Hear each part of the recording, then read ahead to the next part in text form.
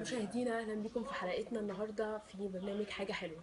زي ما اتعودنا برنامجنا كل مره بنبرز حاجه ايجابيه في المجتمع او بنحول حاجه سلبيه لحاجه ايجابيه احنا عايزين نشوفها كده.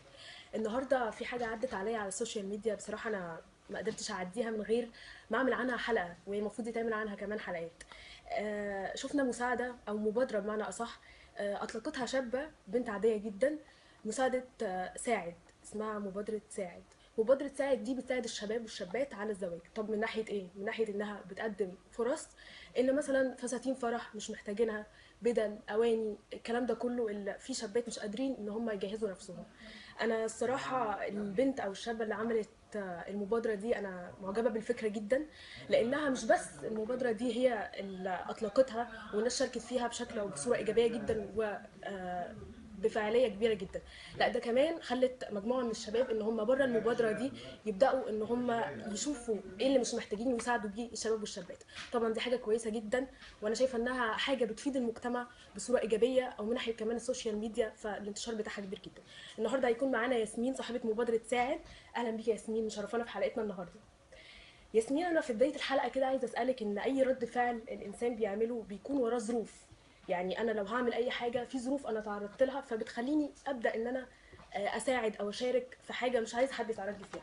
عايزه اعرف يا ياسمين ايه الظروف اللي خلتك تبداي بمبادره ساعد وتساعدي شابات وشباب مصر في ان هم يقبلوا على الزواج من ناحيه ان هم غير مقتدرين على آه، هذه المقتنيات ان هم مش قادرين يجيبوها. فعايزاكي تشرحي لنا يا ياسمين. تمام.